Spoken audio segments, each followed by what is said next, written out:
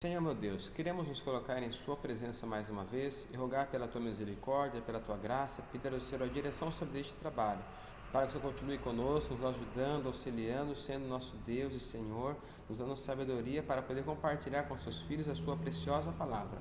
Assim te pedimos, Senhor, e agradecemos em nome de Jesus. Amém.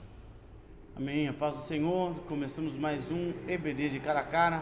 Meu nome é Gerson Frazão e ao meu lado eu tenho a grande honra de estar aqui com o presbítero e professor Samuel de Barros. A paz do Senhor, professor Samuel. Paz do Senhor, professor Gerson. Amém. A paz do Senhor, nossos amigos que nos acompanham nesses vídeos de estudos bíblicos. Glória a Deus. E estamos aqui com mais uma lição desse ciclo de ensino, quarto trimestre de 2014. E nós hoje estaremos estudando a lição de número 9, uma lição abençoada. E o título da lição é O Prenúncio do Tempo do Fim. A lição de número 9, seu textuário está no capítulo 8 do livro de Daniel, e o versículo 19, que nos diz assim: E disse, eis que te farei saber o que há de acontecer no último tempo da ira, porque ela se exercerá no determinado tempo do fim. O nosso comentarista da lição, ele traz o seguinte pensamento como verdade prática: o tempo do fim não é o fim do mundo, mas o tempo de tratamento de Deus para com o povo de Israel, prenunciando a vinda de Cristo. Professor Samuel, uma lição maravilhosa que nós vamos aprender no dia de hoje. Sim. É uma lição que ela está dividida em 3 blocos, né? Sim.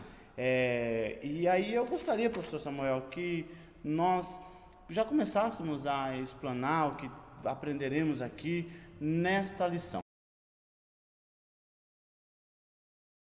A partir então do capítulo 7, o objeto do estudo é o capítulo 8. Aqui vai ser feito novamente, Daniel vai mostrar uma visão que Deus mostrou para ele, né? E esta visão, esses animais que ele verá nesta visão que ele teve, é o objeto dessa exposição que ele vai fazer agora a partir do capítulo 8. Então, é esse o objeto de nossa aula de hoje, que vai estar dividido em 3 blocos, né? 1, 2 e 3. Primeira parte será a visão do carneiro e do bode. 2, o chifre pequeno. E último, 3, Antíoco Epifânio, o protótipo do anticristo. Então, nesses 3 blocos é onde a gente vai compartilhar com os irmãos aquilo que puder servir para auxiliar na compreensão dessas visões, dessa visão que Daniel teve no capítulo 8 do seu livro.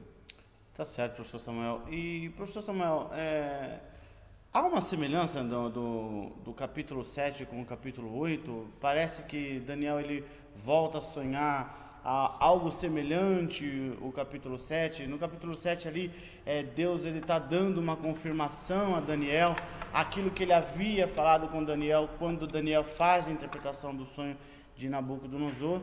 O anjo ele vai fazer a interpretação para Daniel ali no capítulo 7. Eu acredito que é uma confirmação daquele sonho do capítulo 2. No capítulo 8 a gente vê que Daniel ele tem 2 sonhos. No sonho dele ele vê 2 animais, né? A visão do capítulo 7 parece que ela está tendo uma continuidade aqui nessa visão do capítulo 8. São 2 animais, visão do carneiro e do bode, representando uma aliança política do passado, que eram os medos e persas, e o reinado, o império também ali do grego macedônico, né? Que é representando ali Alexandre o Grande. O que eu aprendo aqui? O que o professor que está nos assistindo, nos acompanhando, pode aprender aqui com essa visão? Nessa primeira parte da aula, a visão do carneiro e do bode, o que vai acontecer aqui é que o que vai ser mostrado para Daniel é o que já foi mostrado anteriormente. Parece que Deus ele está tão preocupado em que Daniel entenda a mensagem que ele quer transmitir, a ponto de Deus dizer muitas vezes a mesma coisa de formas diferentes, para não ter como não entender ou deixar alguma margem de dúvidas. Então, no capítulo 2, 7 e 8, são os mesmos reinos representados de forma diferente. Agora vai centralizar no carneiro e no bode, mas é a mesma sucessão de impérios que houve nos capítulos anteriores. Agora, esse carneiro que é representado aqui, ele é o reino medo-persa, né? Certo. E mostra também na segunda parte fala dos seus chifres. Tem 2 chifres, esse carneiro tem 2 chifres. Então, é essa união do reino Medo e Persa. Na primeira parte da lição, não tem nenhuma diferença com relação aos fatos anteriores, porque aqui está o carneiro e o bode, o carneiro com seus 2 chifres, e a cada um aqui representado de uma forma. Os 2 chifres, essa união do reino Medo e Persa, que é Dario, e que é o Medo, e Ciro, que é o lado persa. Um chifre, diz Daniel na sua visão, ele é maior, demonstrando que uma liderança dessas duas se sobressairia. Então, dessa união política que ocorrerá aqui entre os médios e persas, representados persas por Ciro, o reino que vai ser favorecido aqui será o mais forte, vai ser justamente o lado de Ciro. A força militar dele vai ser maior. Então, por isso que um chifre é maior, representando então que Ciro vai ser maior do que Dario. E é isso exatamente o que vai acontecer mesmo. O Ciro vai ser mais poderoso, ele vai devorar, assim, digamos assim, a soberania de liderança dele, política e de guerra militar, vai ser superior à de Dario. Então Dario vai passar, embora sejam 2 reinos, e Ciro vai sobressair, ele vai ser então o chifre maior, ele que vai se tornar o rei deste grande império. Uma coisa interessante que eu ouvi aqui, professor Samuel, que esse livro, a partir do capítulo 8º, né, desse capítulo 8, o capítulo que nós estamos estudando, ele volta a ser escrito em hebreu. Acredito eu, pela ênfase que é direcionada direto ao povo hebreu, que estava falando sobre esse chifre que era o chifre pequeno, que a gente já vai ser objeto de nosso estudo. Mas nota-se que do capítulo 2, uma parte do capítulo 2 até o capítulo 7, ele é escrito em aramaico, porque ia ter uma abrangência a mais povos, né? Sim. Era uma visão que estava direcionada a mais povos. Agora, essa visão ela é específica, né? Ela é uma visão voltada para o povo hebreu, porque a gente já vai ter o objeto de estudo aqui. E uma coisa interessante que eu vi também, que esse carneiro, que tinha 2 chifres, o bode, né, ele vê nessa visão o bode que vai contra esse carneiro e quebra ali aqueles 2 chifres, e esse bode, ele nasce, ele havia um chifre dentre os 2 olhos, e nasce ali mais 4 chifres, que está representando o Império grego-macedônico, não é isso, professor? Exatamente, que foi dividido quando Alexandre o Grande morreu aos um pouco mais de 30 anos, não se sabe a idade exata em que ele morreu, mas era 30 e pouquinhos. Ficou então, o seu reino foi dividido entre 4 dos seus principais sucessores, né? Certo. Por isso então que o bode aqui no caso há essa divisão, esse desmembramento de 4 partes.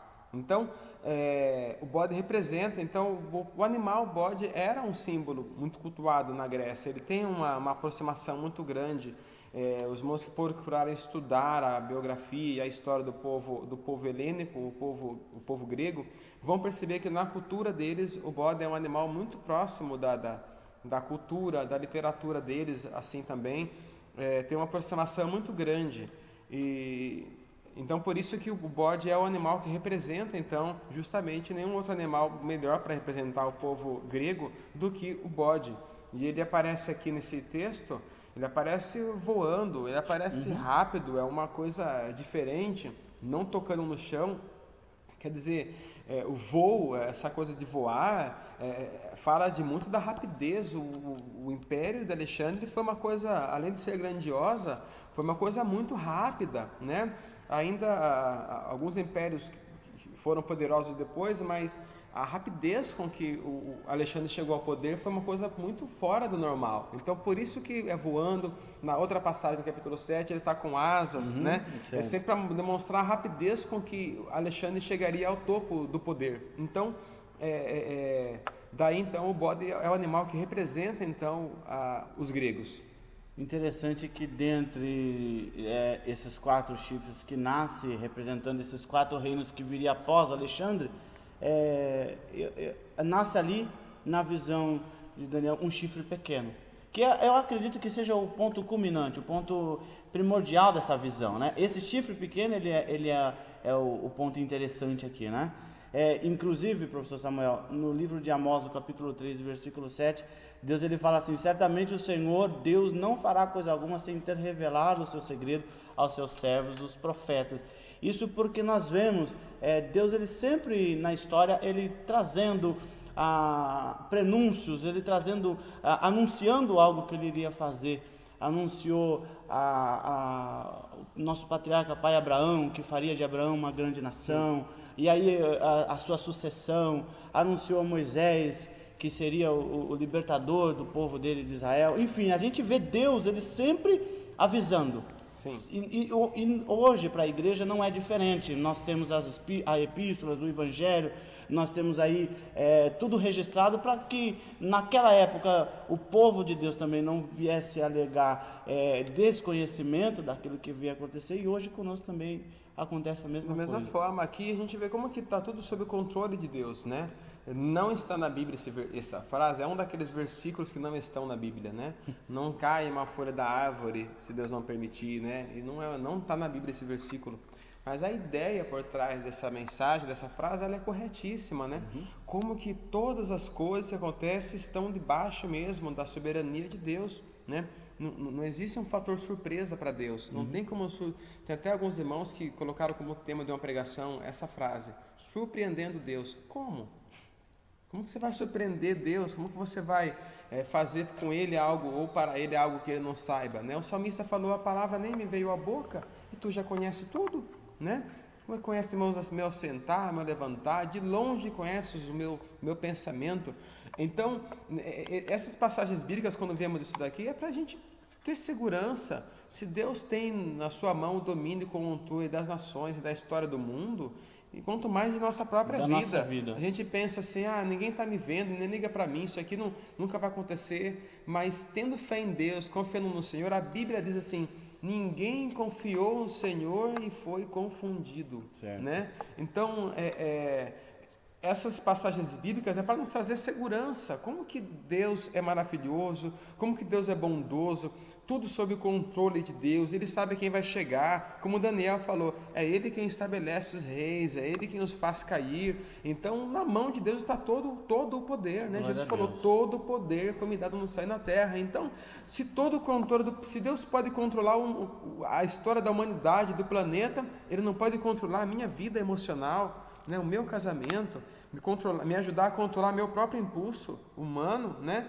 Então, sim, 1000 vezes sim, Deus pode sim controlar, me ajudar a controlar a minha própria carne, né? Se Ele consegue fazer tudo isso daqui e nada sai de suas mãos, do seu controle, Ele é fiel, Ele é poderoso sim para nos ajudar em todas as decisões que nós viemos a tomar. Glória a Deus. Interessante, professor Samuel, que esse cuidado de Deus conosco é maravilhoso. E Deus realmente ele tem esse cuidado especial com a igreja, com o seu povo, o povo de Israel. A gente vê que o ministério profético ele dá interrompe ali após o ministério de Esdras, e depois ele só volta a tomar com João Batista. E esse período que ficou, né, sem o ministério profético, ficou tudo registrado. Daniel estava aí escrito para que todo o povo viesse. Jesus faz a citação das profecias de Daniel, então isso era algo bem conhecido entre o povo hebreu, né? E nós temos aqui também, não é diferente com a igreja. Nós sabemos o que vai acontecer, porque foi profetizado através do nosso Senhor Jesus Cristo, apóstolo Paulo, apóstolo João. Então isso tudo é ver o cuidado que Deus ele tem para nós, né? Os detalhes das palavras de Jesus, a sua palavra dita de forma tão cirúrgica, né? Coisa que Jesus falava na época e soava estranho. Ele falava assim: filhos vão se levantar contra pais. Parecia muito estranho, porque no regime patriarcal, como era aquele regime e é ainda hoje no povo de Israel, onde o homem manda, aquela região lá, então jamais passava pela cabeça de alguém que um filho se levantaria contra um pai, né? É um fato fora do comum, não era um fato tão comum assim. Hoje não é surpresa para nenhum de nós abrir o jornal e ver cenas das mais absurdas, notícias das mais absurdas de filhos, de pai matando filho, e filho matando pais. E quer dizer, a palavra de Deus já nos preparou para tudo isso. Eu acho interessante também, professor Gerson, Deus nas suas palavras proféticas ditas para nos ajudar, não por outro motivo, Deus foi muito bondoso, porque Ele poderia simplesmente falar assim, viu, eu falhei em alguma promessa que eu fiz? Tem algum registro de alguma coisa que eu tenha prometido e não tenha cumprido? Nós não teríamos nada para dizer para ele. Mas, então Deus podia falar assim, um dia eu vou voltar para arrebatar a minha igreja. E ponto final. Pronto. Acabou. Né? Mas Deus é tão bondoso, tão piedoso, tão misericordioso para conosco, que Ele, além de avisar, ainda deu os sinais. Fala, viu, olha para a figueira, dá uma olhadinha lá, olha os sinais, olha as guerras, olha as doenças, olha o mundo, dá uma olhada no seu contexto social, olha Daniel, quem lê entenda. E quer dizer,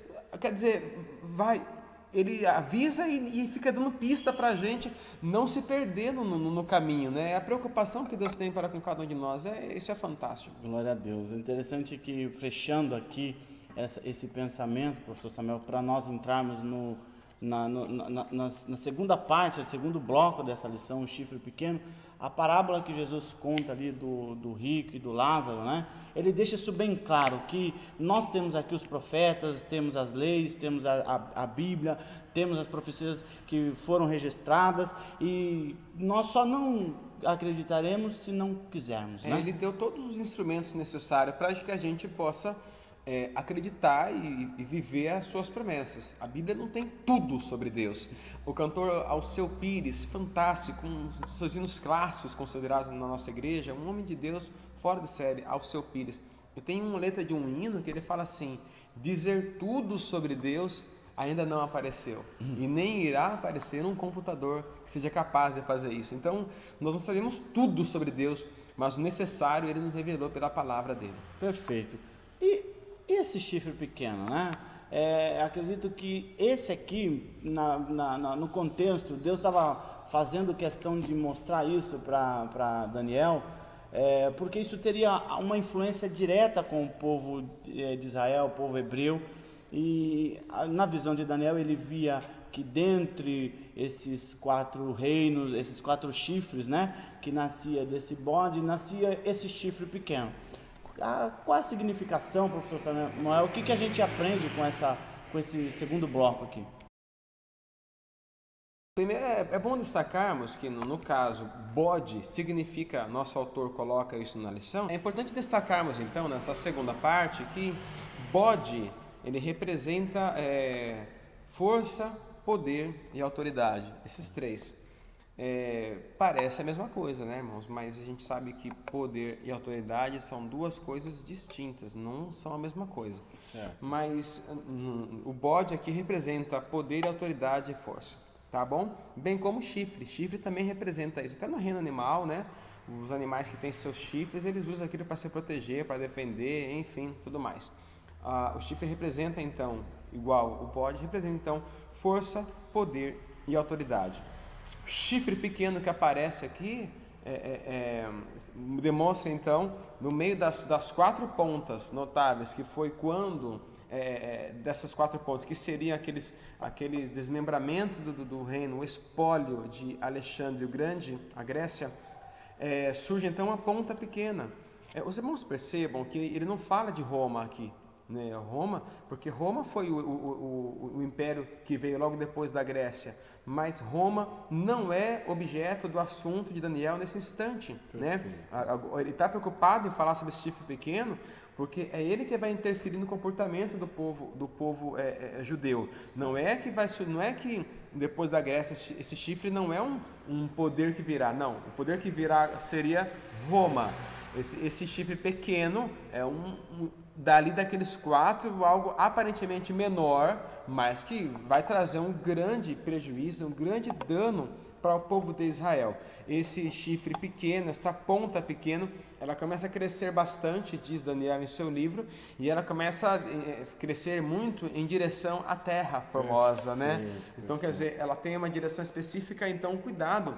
A palavra de Deus tem profecias que são para a igreja, profecias que é só para Israel, profecias que é só para mim, profecias que é para o planeta inteiro. Então, o crente tem que ter esse discernimento de entender qual profecia é para quem. Né? Tem até uns irmãos, tem aquele hino que os irmãos gostam de cantar, né? A prova acabou, agora é só vitória, agora é só vitória, agora é só vitória. A luta acabou, a prova acabou, a luta foi embora, agora é só vitória. Então você morreu. Porque essa promessa aí do não ter mais luta nem nada, essa promessa aí é para depois que você morrer, e morrer em Cristo ainda, né? Aí sim que não vai ter mais luta, mas até estarmos vivos aqui na terra, Jesus foi muito claro: no mundo tereis aflição. Então, essa promessa do agora é só vitória, não tem mais luta, essa não é para agora não, isso é lá para frente, depois, né, do que a gente partir dessa aqui para uma melhor. Mas por enquanto aqui a gente vai passar por lutas, dificuldades, problemas, mas Deus está conosco em todos os momentos. Esta profecia, ela direciona para a Terra Formosa, que é Jerusalém, povo de Israel, para dizer que é específico para eles, não tem nada a ver aqui com o povo gentil, não. Certo. É uma coisa que vai atingir diretamente o comportamento e a vida do povo judeu. Então, no ponto 2 dessa segunda parte, o autor vai falar sobre a ultrajante atividade desse rei contra Israel. E foi o povo de Israel sempre teve esse problema. Os irmãos verificarem a história do povo judeu, como que é um povo sofrido, como que é um povo que sempre passou por perseguição, por situações assim de tantas dificuldades. É difícil um povo que tem sofrido tanto quanto o povo judeu. Teve aqui pouco tempo atrás, pouco tempo digo em questão histórica, né? O Holocausto, a perseguição de Hitler, enfim, como o povo judeu é um povo que sempre sofreu muito perseguição. E aqui vem Antíoco Epifânio, um homem que vem, esse chifre pequeno, esse rei que vem governar, e ele vem diretamente atingir o povo de Israel. E ele vem com um modo de querer assim helenizar. Quando a gente fala que ele quer helenizar, é colocar costumes gregos no povo judeu, né? Povo helênico é um povo judeu. Então essa palavra helênico se refere a tudo que está relacionado ao povo judeu. Então, Antíoco Epifânio ele vem com um desejo de querer helenizar, colocar costumes gregos no povo de Israel. Um povo que sempre teve um costume religioso, um povo que marca a sua história no planeta com costumes religiosos. Ele começa a querer proibir, ele começa de fato a proibir o povo judeu de fazer diversas coisas que estavam relacionadas a seu costume religioso, né? E isso faz parte da alma do povo judeu. Tem um salmo em que ele fala assim, quando está lá na Babilônia, o autor escreve, ele fala assim: Senhor, estando aqui na Babilônia, eles pedem para que nós cantemos os hinos de Sião, mas como entoaremos nós ao Senhor um hino em terra estranha? Então ele fala naquele salmo: nós penduramos nossa harpa. Ele só adora a Deus no templo, na terra deles.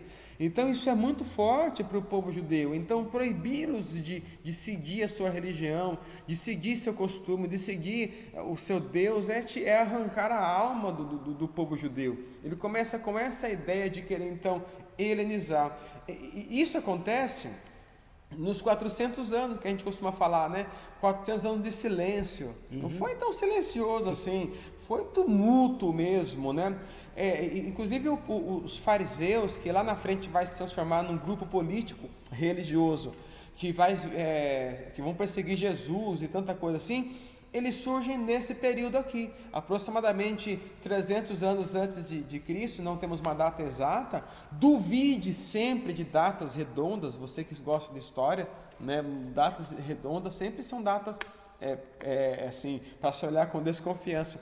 É nesse período que surgem os fariseus. Os fariseus têm na sua origem, professor Gerson, uma origem bonita, bela, porque eles surgem com a ideia de querer proteger a nação de Israel da cultura helênica. Então eles querem proteger é que, claro, eles vão acabar exagerando na sua ideia de querer proteger o povo judeu e vão acabar indo para um extremo muito grande, a fim e que fariseu quer dizer separados, né? Eles vão acabar se isolando totalmente, e isso vai prejudicar a visão espiritual deles, mas eles surgem aqui com a ideia de querer proteger o povo de Israel da cultura helênica que Antíoco Epifânio estava impondo sobre eles. Não bastando isso, Antíoco Epifânio ele proíbe o povo judeu de guardar o sábado, o sabash, né? A palavra sábado no seu original, no hebraico, significa descanso. Por isso eles não trabalham no sábado, não podem fazer nada no sábado. Isso é um costume do povo judeu, né? Existem em Haifa, Israel, os elevadores naquela cidade são programados para parar em todos os andares no sábado. Não pode fazer nada no sábado. Tem um professor chamado Jeová Mendes, e ele é especialista em seitas e heresias na história do povo judeu. Ele é um homem muito inteligente, e ele conta, professor Gesto, não se assuste, que não podia fazer nada no sábado, não podia nem fazer suas necessidades fisiológicas, não podia. E tinha um grupo, professor Gesto, que espiava. Quem eles descobrissem que tivesse feito cocô no sábado, feito sua necessidade no sábado, isso aí já não podia também. Então, nenhuma obra podia fazer no sábado. Então, ele proibiu o povo judeu de guardar também o sábado. Proibiu também de praticar a circuncisão, que era também um costume do povo judeu. Um mandamento. Um mandamento deles, e lá desde Moisés, desde Abraão ali já tinha aquele mandamento e tudo mais. A alimentação também, ele proibiu que se alimentassem com seus rigores de alimentação, enfim. E para piorar, aí foi o pior de tudo que Antíoco Epifânio poderia fazer, e aqui foi o ponto máximo da sua ultrajante atividade que o autor coloca aqui. Ele simplesmente chega no santo templo, no templo que o povo de Deus ia lá para adorar ao Senhor. O que ele pega e faz? Ele introduz no Santo dos Santos a imagem de Zeus, um Deus daquele povo. Quer dizer, e ao fazer isso, para piorar ainda mais, ele começa a oferecer animais para serem sacrificados ali. Só que animais que ele coloca? Porcos e outros animais que eram considerados impuros pelo povo de Deus. Então, pelo amor de Deus, essa atitude de Antíoco Epifânio, essa atitude dele, a Bíblia chama de abominação da desolação. Porque ele profanou ninguém. Se a gente for pegar todos os reis que profanaram de alguma forma a liturgia religiosa do povo judeu, não tem como alguém ter sido pior do que Antíoco Epifânio. Ele foi mesmo o pior dos piores. Ele chegou ali colocando porcos e animais impuros para serem mortos e sacrificados a Zeus no templo. Então, aqui está o ponto máximo de tudo que você puder imaginar, chamado de abominação da desolação em Mateus 24:15. Então, essa atitude de Antíoco Epifânio que vai ser a base da terceira parte de nossa aula. Não bastante disso, professor Samuel, para endossar, incrementar o que o senhor com muita propriedade nos colocou aqui, fazia orgia nos átrios do templo. Coisa, pelo amor de banal, Deus, cruel, não tem, né? como imaginar. Foi cruel demais, foi horrível. A abominação da desolação. Essa palavra só aparece uma vez assim na Bíblia, e só para ele. Quer dizer, é um ato indescritível de como que nível de podridão e de desrespeito esse homem chegou a ponto de fazer tudo isso em relação ao povo de Israel. Tá certo. Então, o que nós podemos aqui, nesse segundo tópico, entender é que não devemos confundir esse chifre pequeno do capítulo 8 com aquele chifre mencionado no capítulo 7, né, professor Samuel? Não pode confundir. Não podemos confundir, porque no capítulo 7 ele é o próprio anticristo, né, visto pelo profeta Daniel, e no capítulo 8 Deus estava anunciando a Daniel algo que viria a acontecer diretamente com o povo judeu, Sim. que será a matéria do nosso estudo no bloco 3 da nossa lição. Correto, professor Samuel? Sim. Perfeito. É interessante que aqui, professor Samuel, nós vemos que após essa conjuntura que a gente vê aqui, desse período, dessa revolta, nós vemos a revolta dos Macabeus, né? Se origina aqui a revolta dos Macabeus, exatamente. né? E o autor nem comentou essa parte aqui, professor Gerson, ele fala apenas da purificação e não Certo. menciona os Macabeus. Eu li para os irmãos aqui há pouco tempo e mencionei a Bíblia Católica aqui. Correto. E falei para os irmãos que a Bíblia Católica não é considerada por nós evangélicos cristãos protestantes, não é considerada, não é considerado um livro canônico, isso daí, mas tem sim o seu valor histórico. Com então certeza. Você quer entender como que ocorreu essa purificação, agora você vai entrar em Macabeus. Mas não vai pegar a Bíblia para querer pregar Macabeus domingo à noite na igreja, não é isso. Você vai ver, para você ter um conhecimento histórico. O livro tem valor histórico, mas não tem valor canônico. Perfeito. Na Bíblia tem porções que têm valor histórico, mas não tem valor doutrinário. Por exemplo, aquela passagem que Gamaliel disse assim para o povo de Deus, para os fariseus e escribas que perseguiam a igreja. Falou assim: dê a mão a esses homens, porque eles perseguiam a igreja, né? Porque se essa obra for uma obra de homens, ela vai acabar. Mas se for uma obra de Deus, vocês vão se achar lutando contra Deus. Essa frase de Gamaliel, ela tem valor histórico, mas não tem valor doutrinário. Senão, as religiões que já duram há muitos e muitos séculos e milênios poderiam trazer essa porção bíblica para si e dizer: somos também uma religião que prega o mesmo Deus da Bíblia, porque está aqui na Bíblia essa passagem de Atos. Então, da mesma forma como aquela passagem de Atos, onde Gamaliel se expressa assim, tem valor histórico, mas não tem valor doutrinário, a porção de Macabeus tem valor histórico, mas não tem valor canônico para nós. Interessante que aqui nasce a festa da dedicação, né? O Chanukah, que é conhecido entre o povo judeu e é mencionado por João no capítulo 10, versículo 22, essa festa da dedicação, porque ali aquele reformador Judas do Macabeu, após ele fazer essa purificação do templo, acendeu ali as ofertas, o candelabro de sagrado, enfim, ele institui aqui essa comemoração dessa festa. Sim, e também, professor Gerson, dessa questão de Etíoco Epifânio, a questão de datas, ele também obriga o povo a comemorar, a fazer um culto para comemorar o dia do seu nascimento, que era justamente o dia 25. Certo.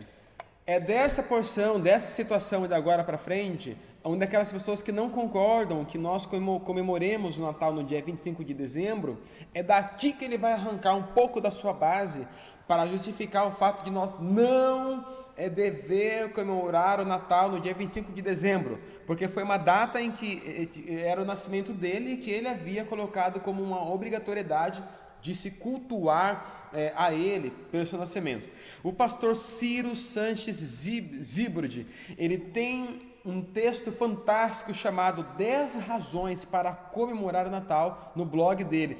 E ele desmonta ponto por ponto essa tese. Então leiam lá e vejam que não tem nada a ver o fato do rei ter colocado essa data. A gente não pode comemorar o Natal no dia 25, né? Se Jesus resolver fazer uma das coisas que o pastor Ciro coloca, ele fala assim: se ele resolve renovar e fazer um movimento espiritual fantástico no Brasil no dia 12 de outubro, a gente não pode comemorar porque é o dia consagrado a considerada padroeira do Brasil? Não, né? É uma outra coisa. Então foi uma data adotada para que nós comemorássemos o nascimento de Jesus. Não tem problema nenhum, foi apenas, não há uma gravidade, não é o fim do mundo a gente não querer comemorar o Natal por causa dessa questão, mas o Etíoco Epifânio, ele é objeto, é por ele que vai vir essa questão aí também, essa questão do dia 25, e também vão pegar ele, os sabatólatras, vão pegar essa questão dele mexer com o sábado para também querer introduzir de novo o sábado no meio do povo de Deus. Maravilha, professor Samuel, uma lição grandiosa. E aqui nós iniciamos o nosso terceiro bloco, né? E o final bloco dessa lição, Antíoco Epifânio, o protótipo do anticristo. Aqui é a ênfase que é dada a todo esse sonho, essa visão de Daniel. Dado ao que nós comentamos no tópico anterior, há minutos atrás, ele passa a ser um símbolo, um modelo, um protótipo do que o anticristo vai fazer lá na frente, na época, no período da grande tribulação. Então ele passa a ser um protótipo. Então vai ter uma aula que vamos falar só sobre o anticristo, então não vou entrar em pormenores aqui. Mas o Antíoco Epifânio ele passa a ser um tipo, um protótipo do anticristo. Então, algumas vezes, até mesmo na história, pessoas ficavam tentando adivinhar quem que ia ser o anticristo. É bobeira, viu, irmão? Você ficar se matando para querer saber quem é. Uns falam que vai ser o Papa, outros falam que vai ser... Não sabemos quem é. É muito difícil para nós, estudiosos da palavra de Deus, chegar e falar assim, não sei, não sabemos. Mas a verdade é que nós não sabemos quem será o anticristo. Ele vai ter um poder religioso, ele vai ter um poder político, isso é o que nós sabemos, mas que pessoa é o anticristo? Não podemos dizer, ou saber, ou falar que é. Devido a tantos homens na história cruéis aparecerem, eles acabaram, o povo falava, não, é esse, é o Antíoco Epifânio. Depois fala, não, é Nero, ele perseguiu a igreja, matou Paulo e tal. Não, não é Nero, não pode ser outro, é o Hitler, só pode ser o Hitler. Então a gente viu que lá na aula a gente vai falar um pouco mais sobre isso, mas não atribuir, dizer é esse ou aquele ali, né? Então ele é esse protótipo do anticristo. Na verdade a palavra de Deus fala que esse espírito do anticristo ele já opera, né? E isso já foi anunciado por João, né? Exatamente, ele já está preparando o terreno dele, né? Para entrar em ação aí.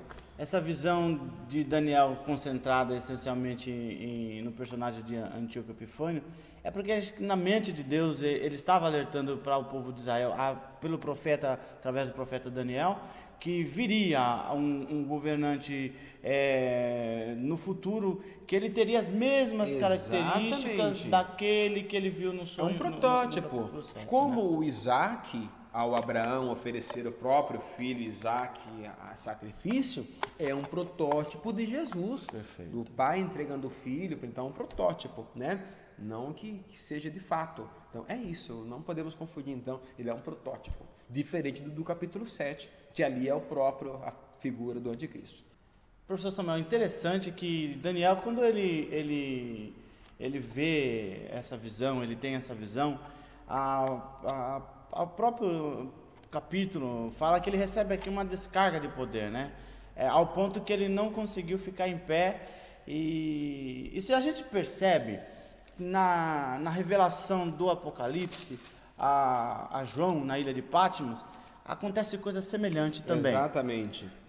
Outro ponto importante, Salomão, quando ele vai edificar o templo, lá no livro de 2 Crônicas, capítulo 5, versículo 14, a Bíblia diz que os sacerdotes não podiam ficar em pé por causa da nuvem que representava a glória do Senhor, que tinha enchido toda a casa. É diferente do poder de hoje, né, professor Jéssica? Porque os profetas de hoje vêm com tanto poder, uns vêm dando risada, outros vêm com o olho arregalado. Será que estava mesmo face a face com Deus, né? Será que estava mesmo, né, em extrema consagração?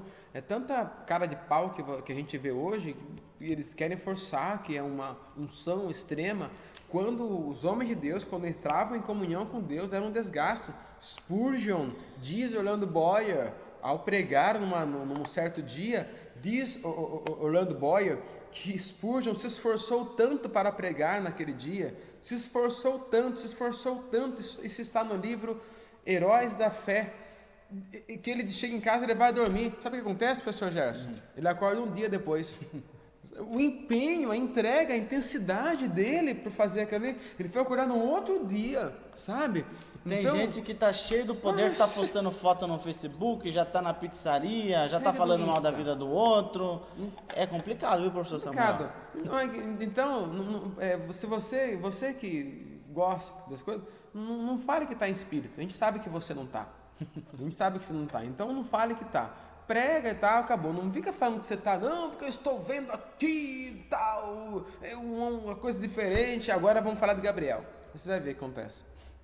Perfeito, professor. Então, tem até aí, eu estou vendo anjos aqui, aí tem aquele outro hino, né? A hora acabou de chegar aqui na congregação, um homem de branco, que começa a falar, né?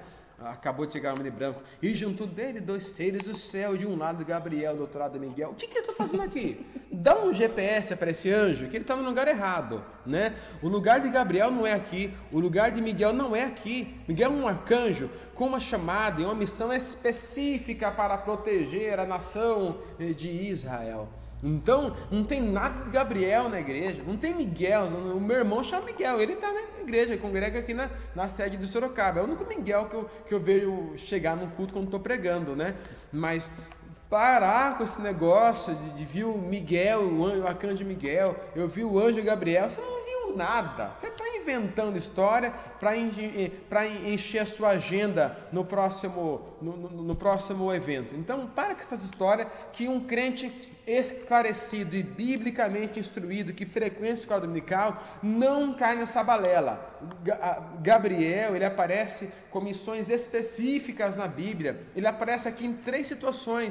Ele aparece com a missão de entregar uma mensagem para Daniel, ele aparece com a missão de entregar uma mensagem para Zacarias e entregar a mensagem para Maria, e só. Ele não tem outras missões bíblicas extras para Gabriel. Então, não podemos confundir a sua missão. Ele é mencionado com essas missões específicas, de entregar uma mensagem de Deus. Maravilha. E o pior de tudo isso é que as pessoas não frequentam a escola bíblica dominical, as pessoas elas não estudam a palavra de Deus, professor Samuel, e se deixa ser levada por essa nuvem, né? Por esse movimento que anda por aí, né? E se o irmão estiver pregando, fala assim, irmãos, estou vendo Gabriel aqui, faz um barulho, faz o outro já sai sapateando, outro já faz o mistério, outro já sai no poder, outro já derruba a câmera do irmão que está filmando a pregação, já sai aquela coisa. Se ele fala, irmãos, eu estou sentindo que Jesus está aqui. É complicado. Sabe? É mais glória para o anjo do que glória para Jesus. Então, cuidado, meu irmão, não cair nesse negócio. São os livros que mais vendem no Brasil, professor Gerson. Os livros que falam sobre anjos. Os brasileiros estão nos primeiros lugares do mundo inteiro, do povo, ou o povo para gostar de anjo, né? Teve uma irmã que fez um hino com tanto anjo que acho que nem deve ter mais anjo lá no céu. E ela puxou todos para o hino dela. É anjo para todo lado, é anjo que sobe, anjo que desce, anjo que vai, anjo que vem. E nem os anjos gostam disso, né? Aí ele fala que os anjos são chamados para servir aqueles que hão de herdar a salvação, né? Então a Bíblia fala assim que os anjos adoram também ao Senhor. Em Hebreus, a Bíblia fala assim: e quando outra vez introduz o primogênito que é Jesus no mundo, Deus diz aos seus anjos: o adorem. É para adorar a Jesus e não adorar o anjo, né? Então, muito cuidado aí, não cai nessa pilha de anjo não, porque nosso negócio é com Jesus. Os anjos estão aqui, eles têm uma missão específica, mas não devem ser adorados, e não cai nessa história de que o Gabriel chegou. E tem mais uma outra coisa, o Miguel precisou interferir numa certa ocasião para que Gabriel pudesse entregar a sua mensagem, porque os demônios impedem Gabriel de chegar até Daniel para explicar aquela visão. Até aqui, até o capítulo 7, o agente que interpreta a visão, o sonho, é Daniel.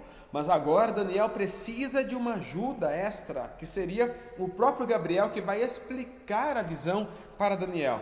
Daniel não tem algo que nós temos, já vou falar o que é. Então, por isso que Daniel precisa da ajuda de Gabriel para entender. Nisso, Gabriel não consegue atravessar essa barreira dessas hostes espirituais. Miguel sai combater para que Gabriel possa chegar com a mensagem. Então dá um combate ali, e tem um hino que fala isso também. Só que o hino fala que isso vai acontecer de novo. Mas esse fato que aconteceu aqui não vai acontecer de novo, porque a Bíblia fala assim, que isso aqui era uma outra dispensação. Agora, aqui está o nosso privilégio, nós enquanto igreja do Senhor, nós temos a presença do Espírito Santo com a gente. E Jesus fala assim que os profetas queriam, Jesus falou que os profetas queriam ver e ouvir essas coisas, mas não puderam. Então, se Daniel tivesse na dispensação do Espírito Santo, como nós estamos, ele não precisaria de Gabriel para explicar essa mensagem para ele, porque o próprio Espírito Santo é Deus ali que explicaria para Daniel aquela pregação. Então, essa intervenção dos demônios para Gabriel não se dá agora com a igreja, porque o diabo ele não é louco de se meter com o próprio Espírito Santo. Então, ele não consegue interferir, porque o Espírito Santo é o próprio Deus. Como que o diabo vai fazer o Espírito Santo não falar com a igreja? Como que o inimigo vai fazer o Espírito Santo não interceder, não renovar, não batizar, não tocar? Como? Ele não é louco de se meter com o Espírito Santo. Ele fala assim que as portas do inferno não prevalecem contra a igreja do Senhor. Então, essa interferência que deu com Gabriel não se dá hoje.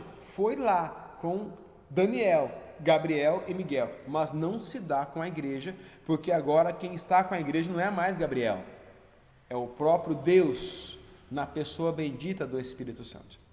Tá certo, professor Samuel. E aí a gente, para fechar essa lição, temos algo importante aqui para falar. Eu gostaria que o senhor já nos chegasse aos finalmente aqui dessa lição, para a gente fazer o fechamento dela.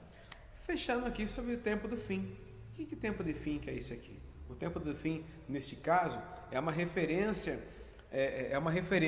ao próprio fim do exílio, que terminaria em 70 anos, conforme Jeremias havia dito, e Daniel ele é um leitor de Jeremias.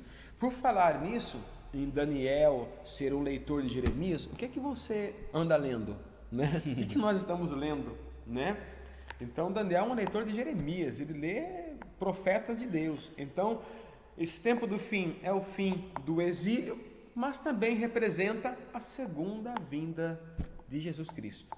Então, esse tempo do fim representa então dois momentos: o fim do exílio e a segunda vinda de Jesus. Perfeito. Professor Samuel, então, na conclusão dessa lição, nós vemos que Deus ele é soberano. A nossa conclusão ela fala isso, né? Deus é soberano e a história do mundo faz parte dos seus desígnios. Tudo que você viu aí, tudo que você lê na história, tudo que você vê que aconteceu, desde da formação de todos os reinos até o momento histórico que nós vivemos hoje, tudo faz parte dos desígnios de Deus. Deus ele está no controle de tudo e não perdeu o controle de nada, professor Samuel. A terra ela está sobre a palma de suas mãos, né? A palavra de Deus fala que está sobre os cabelos dos seus pés, né? Sobre o estrado dos seus pés, né, professor Samuel? E ele conhece toda a história, conhece o fim, o futuro do homem e do mundo está sobre o olhar do Altíssimo. A Bíblia diz que ele anuncia o fim antes do começo. Né? Nem começou, mas Deus já fala o fim, como é que vai ser. Né? Que esse é o nosso Deus. Esse é o nosso Deus.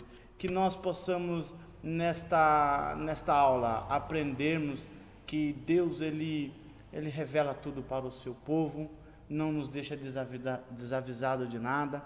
E o interessante é que nós podemos aqui aprender, professor Samuel, que devemos estar com os nossos ouvidos apercebidos, não dormindo, não desapercebidos, como aquela parábola das 10 virgens que 5 eram loucas e 5 eram prudentes, né? A Bíblia fala que todas dormiram, não foram 5 só que dormiram, todas dormiram, né? Que possamos estarmos apercebidos para que quando o noivo vier buscar a sua igreja, Jesus vier buscar a sua igreja, nós possamos estar de lâmpadas acesas e com o nosso azeite na botija, preparados para que possamos entrar, professor Samuel, e cear as bordas do Cordeiro, né? Que você nesta aula possa ministrar com grande propriedade, com maestria, debaixo da autoridade de Deus, com bastante oração. Ore por nós, pela vida do professor Samuel, pela vida do professor Gerson, por esse trabalho Escola Bíblica Dominical EBD de cara a cara. Nós somos encarecedores das vossas orações. Que Deus abençoe você, meu querido irmão. Foi um prazer estar aqui, em nome de Jesus.